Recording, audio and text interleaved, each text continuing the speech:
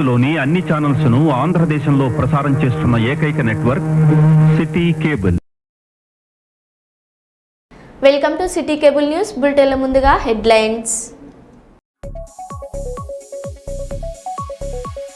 హైదరాబాద్ ఎల్బీ నగర్లో gang war.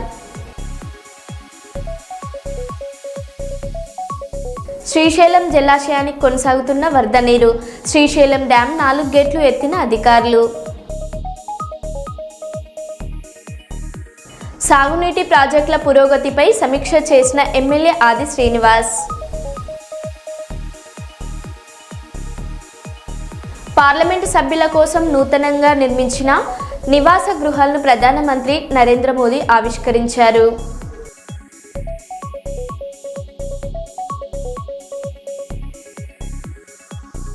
హైదరాబాద్లో తొలి automated multi level parking complex పూర్తి.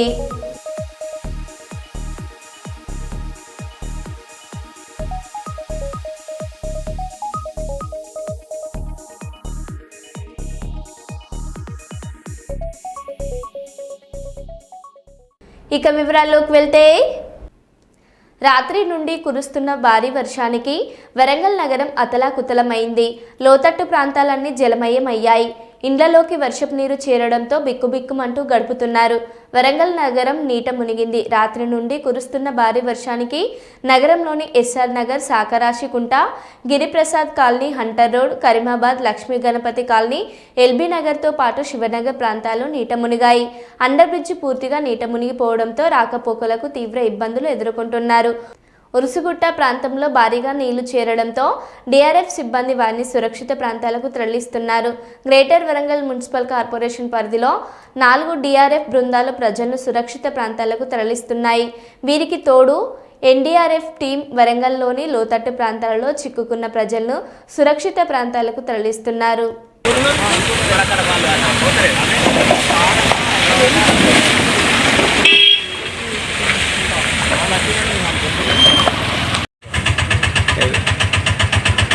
ఇక్కడ నైకాల్లో అక్కడికి చెల్లినాడు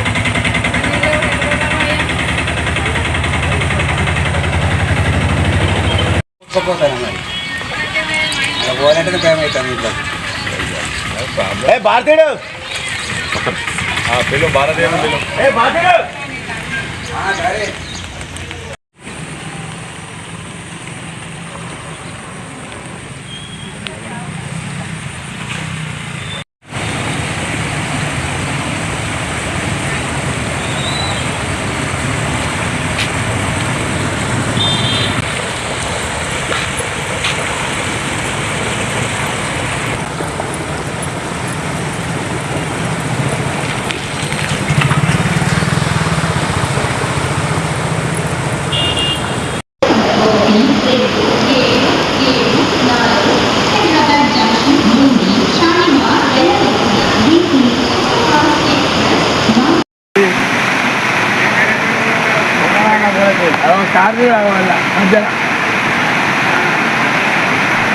మొత్తం మా కారులో అసలు మన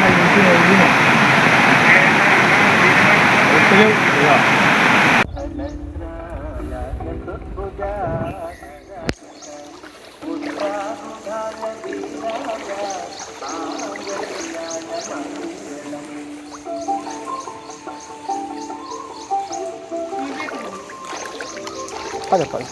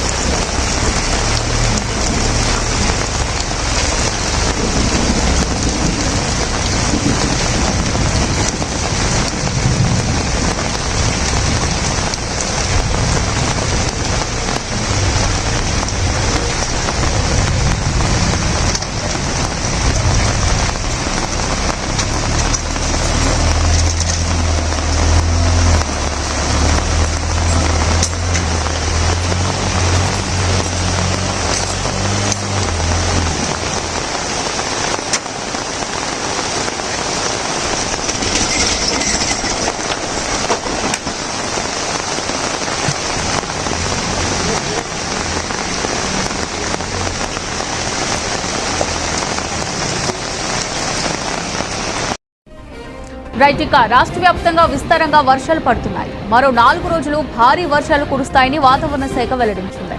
ఇవాళ పలు జిల్లాలో భారీ వర్షాలు కురిసే అవకాశం ఉంది. ఈ మేరకు 12 జిల్లాలకు ఎల్లో అలర్ట్ జారీ చేసింది. కోస్తాంధ్ర, తెలంగాణ పరిసర ప్రాంతాల్లో ఉపరితల ఆవర్తనం కొనసాగుతోంది. అటు రేపు పశ్చిమ మధ్య బంగాళాఖాతంలో అల్పపీడనం ఏర్పడనున్నాయి. ఆ తర్వాత ఇది మరింత బలపడి తీవ్ర అల్పపీడనంగా మారే అవకాశం ఉంది. దీని ప్రభావంతో రేపటి నుంచి రాష్ట్రంలో భారీ నుంచి అతి భారీ వర్షాలు, కొన్ని ప్రాంతాల్లో అత్యంత భారీ వర్షాలు పడతాయని వాతావరణ శాఖ అధికారులు తెలిపారు.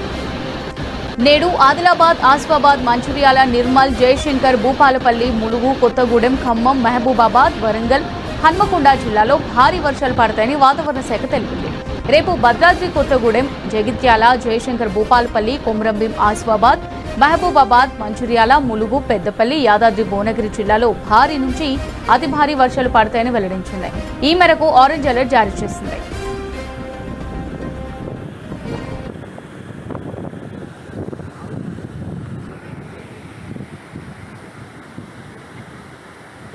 మొత్తం పడుతుంది.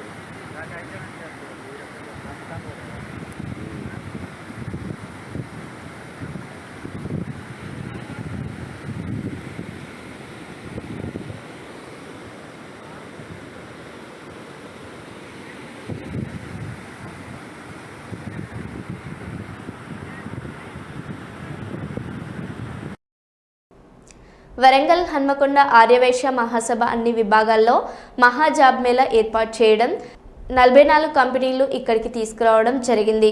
ఆర్యవైశ్య సంఘం అంటే కేవలం ఆర్యవైశ్యులకే కాదు, కులమతాలకు అతీతంగా, రాజకీయాలకు అతీతంగా నిరుద్యోగ సమస్యను పరిష్కరించడానికి చేస్తున్నాం.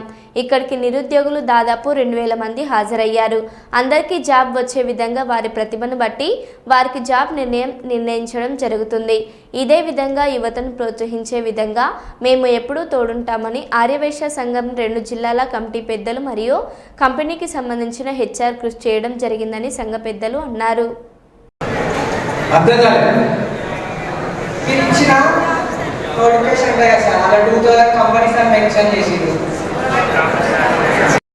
మాజీ రూరల్ జిల్లా అధ్యక్షుడు, ఇప్పుడు ప్రజెంట్ వరంగల్ జిల్లా కోశాధికారి గంధ శ్రీనివాస్ గారు 1 నిమిషం మాట్లాడాల్సిన కోరుతున్నాను. ముందుగా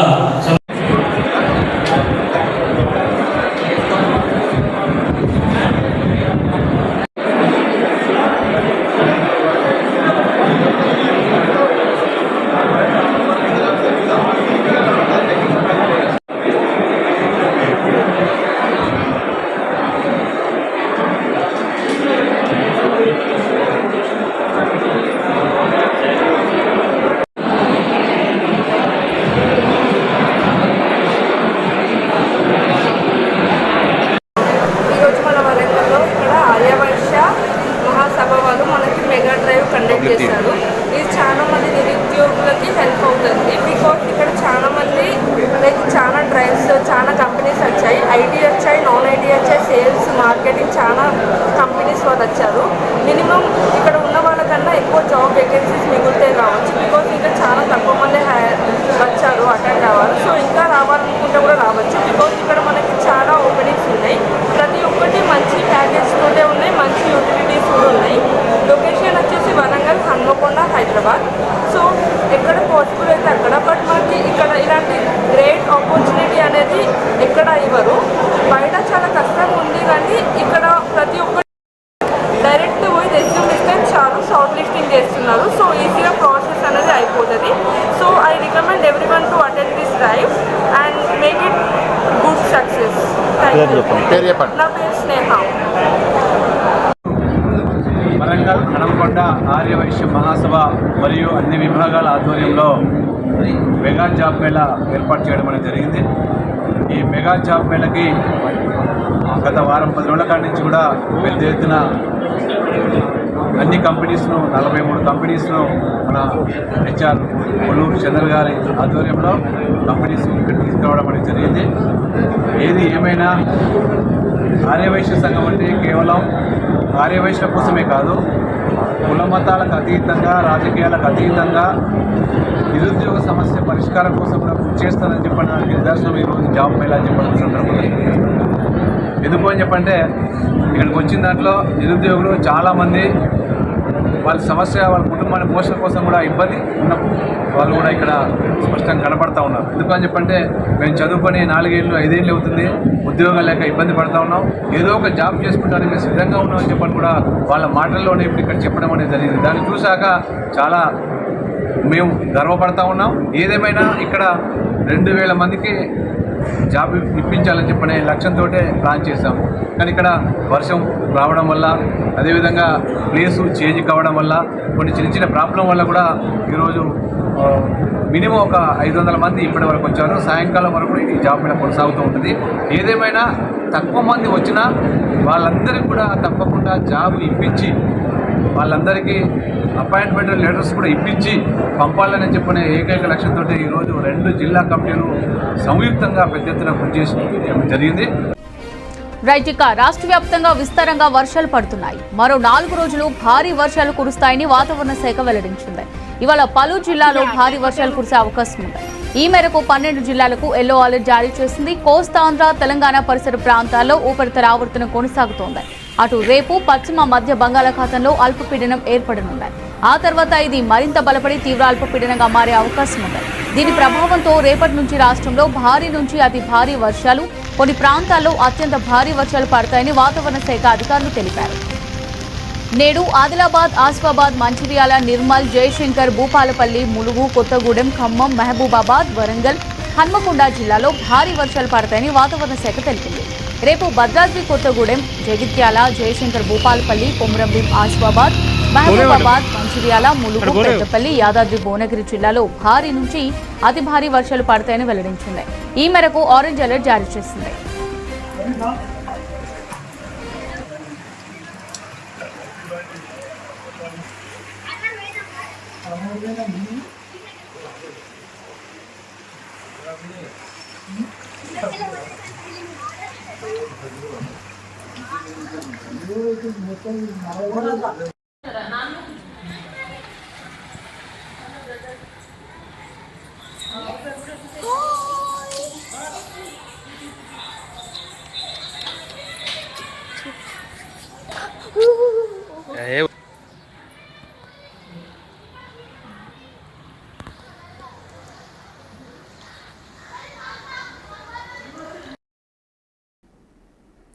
రాహుల్ గాంధీ కాంగ్రెస్ నేతల అక్రమ అరెస్ట్ను ఖండించిన మంత్రి సీతక్క, బీజేపీపై నిప్పులు చెలరేగిన మంత్రి సీతక్క, రామరాజ్యం అంటే దొంగ ఓట్లతో దొడ్డిదారిన అధికారంలోకి రావడమా అని ప్రశ్నించిన సీతక్క, జై శ్రీరామ్ నినాదాలిస్తూ ప్రజా తీర్పును మార్చి పదవులు పొందడమా అని నిలదీసిన సీతక్క, బీజేపీ వారు నిజంగా రామభక్తులైతే ఎన్నికల కమిషన్ ద్వారా ఓటర్ల లిస్టును బయట పెట్టాలని సవాల్ విసిరారు సీతక్క. గారు ప్రతిపక్ష నేతగా ప్రజల ఓటు హక్కును దొంగలించే అధికారం ఎవరికి లేదని ఆధారాలతోటి సహా బయట పెడితే దానికి సమాధానం చెప్పలేనటువంటి బీజేపీ ప్రభుత్వం అణచివేతను ఆయుధంగా ఎంచుకొని మరి రాహుల్ గాంధీ గారిని, ప్రియాంక గాంధీ గారిని ఈరోజు అరెస్టు చేయడమే కాకుండా కుటుంబం మీద కూడా పడి దుష్ప్రచారం చేస్తున్నటువంటి విధానాన్ని మేము తీవ్రంగా ఖండిస్తా ఉన్నాం. ఈరోజు మనం చూస్తా ఉన్నాం, ఎగ్జిట్ పోల్స్ లో కూడా ఛత్తీస్గఢ్ లో గాని, బీహార్, మధ్యప్రదేశ్ లో గాని, అదేవిధంగా హర్యానాలో గాని కాంగ్రెస్ ప్రభుత్వం అధికారంలోకి వస్తుందని ఎగ్జిట్ పోల్స్ చెప్పినప్పటికి కూడా మరి దాన్ని తారుమారు చేసే విధంగా ఓటింగ్ పెంచుకొని ఈరోజు దొడ్డిదారిన బీజేపీ ప్రభుత్వాన్ని ఏర్పాటు చేయడం జరిగింది. ఇవాళ మనం చూస్తా ఉన్నాం, వాస్తవానికి హర్యానా లాంటి ప్రాంతాల్లో 1 సైడ్ గా కాంగ్రెస్ గెలుస్తుందని రిజల్ట్ అంటే ఎగ్జిట్ పోల్స్ చెప్పినప్పటికీ దాన్ని తారుమారు చేసే విధంగా ఇదంతా ఎందుకు సాధ్యమవుతుంది? మధ్యాహ్నం వరకు చూస్తే ఓటింగ్ పర్సెంట్ చూస్తే 40%, 50% ఉంటాయి. సాయంత్రం అయ్యేసరికి ఎక్కడ లేని ఊహించని విధంగా పోలింగ్ టైం అయిపోయేసరికి అసలు ఎంత పోలింగ్ పర్సెంటేజ్ అయిందో కూడా తెలియని విధంగా మనం చూడడం జరిగింది. తెల్లారి ఇంత అయిందని వివిధ రాష్ట్రాల నుంచి కూడా లెక్కలు చెప్పడం జరిగింది. అంటే వాస్తవానికి ప్రజల యొక్క హక్కులను కాలరాసి, ప్రజల యొక్క ఓట్లను దొంగలించి, దొంగ ఓట్లను ఒక్కొక్క ఇంట్లో 200 ఓట్లను మరి నమోదు చేయించుకొని బీజేపీ నాయకులు అక్కడ వివిధ రాష్ట్రాలలో ఆ ఓటర్లను సాయంత్రం అయిన తర్వాత ఎక్కడికక్కడ రాజకీయ పార్టీలు గాని లేదా బూత్ ఏజెంట్లు కానీ కొద్దిగా విరామం లాగా ఇచ్చినప్పుడు దొంగ ఓటర్లందరితో వచ్చి ఓట్లు వేయించుకొని అనూహ్యంగా ఓటు శాతం పెంచుకొని ఆ ఓట్ల ద్వారా మరి అధికారానికి వచ్చినటువంటి విధానాన్ని ఎంతో కష్టపడి రాహుల్ గాంధీ గారు ఒక్కొక్క పేజీలో బెంగళూరులో ఏం జరుగుతుంది, ఏం జరిగింది, హర్యానాలో ఏం జరిగింది, మరి మహారాష్ట్రలో ఏం జరిగిందని వివరంగా చెప్తే దానికి సమాధానం చెప్పలేక ఈ రోజు ఎలక్షన్ కమిషన్ చేసినటువంటి తప్పులను నిలదీస్తూ ర్యాలీగా పోతుంటే అక్రమంగా అరెస్టులు చేస్తారు. సోమవారం రాత్రి కురిసిన వర్షాలకు వరంగల్ రైల్వే స్టేషన్లో వరద నీరు మునిగిన రైల్వే లైన్, పూర్తిగా మునిగిన రైల్వే అండర్ బ్రిడ్జ్, జిల్లా వ్యాప్తంగా చెరువులను తలపించిన రోడ్లు.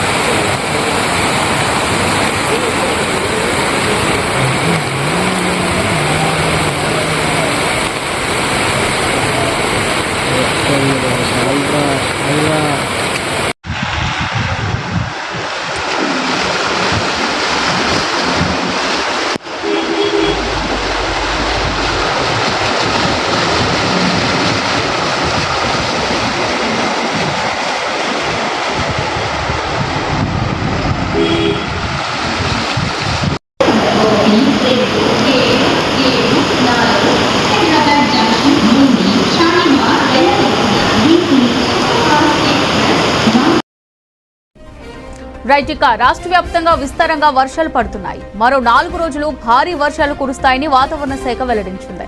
ఇవాళ పలు జిల్లాలో భారీ వర్షాలు కురిసే అవకాశం ఉంది.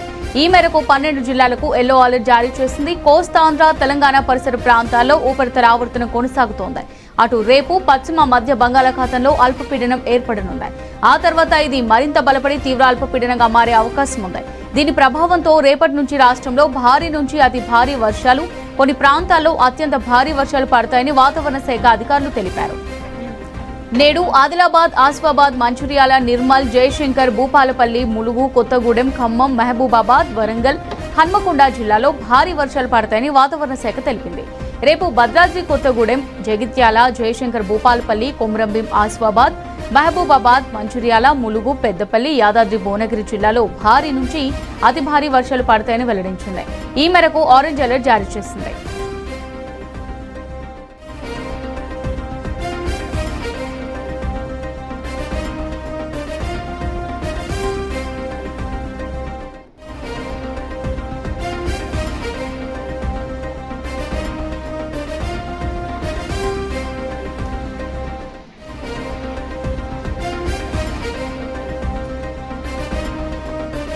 మాకు నీళ్ళు ఆగుతలేవు సార్, మొత్తం నీళ్ళు వచ్చేస్తాను, మొత్తం మునిగిపోయినాయి.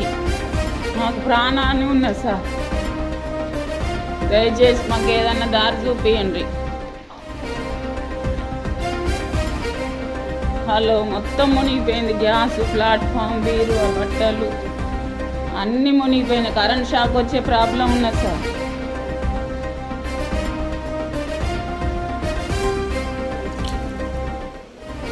ఎందుకు వచ్చినాయి ఇంకా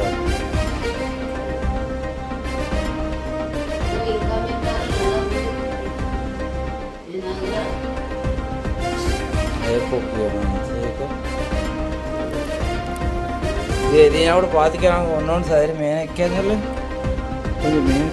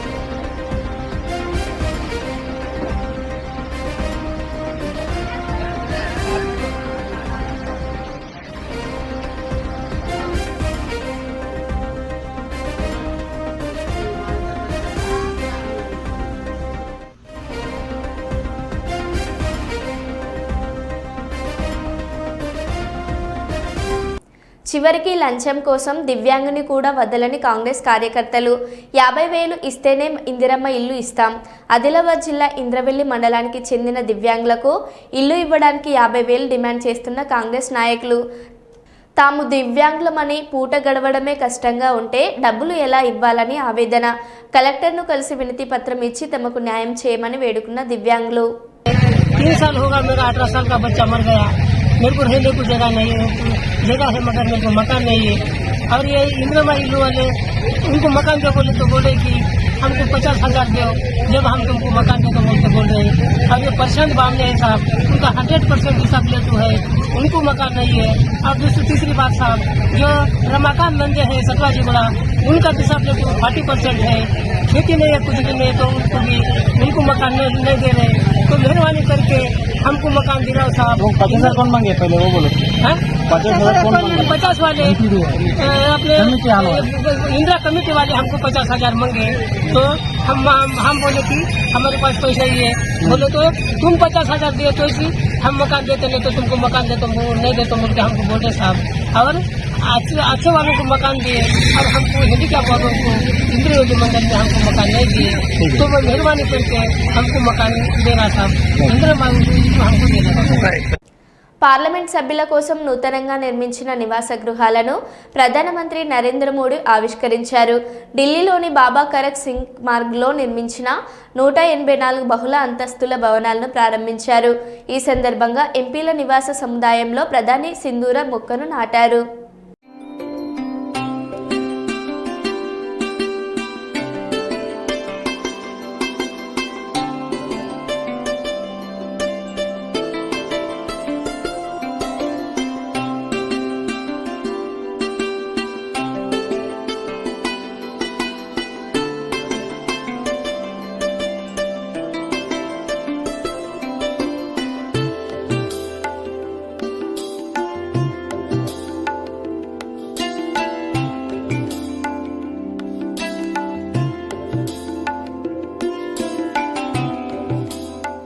अनेक मंत्रालय जिन किराए की बिल्डिंग में चल रहे थे, उनका किराया ही करीब 1,500 करोड़ रुपए साल भर होता था. ये देश के पैसे की सीधी बर्बादी थी. इसी तरह पर्याप्त सांसद आवास न होने की वजह से भी सरकारी खर्च बढ़ता था. आप कल्पना कर सकते हैं, सांसद आवास की कमी होने के बावजूद 2004 से लेकर 2014 तक लोकसभा सांसदों के लिए एक भी नए आवास का निर्माण नहीं हुआ था. इसलिए 2014 के बाद हमने इस काम को एक अभियान की तरह लिया. 2014 से अब तक इन फ्लैट्स को मिलाकर करीब 350 सांसद आवास बनाए गए हैं. यहां देश के अलग अलग राज्यों और क्षेत्रों के सांसद एक साथ रहेंगे. आपकी उपस्थिति यहां एक भारत श्रेष्ठ भारत का प्रतीक बनेगी. మరో బులెటిన్లో మళ్ళీ కలుద్దాం. Stay tune.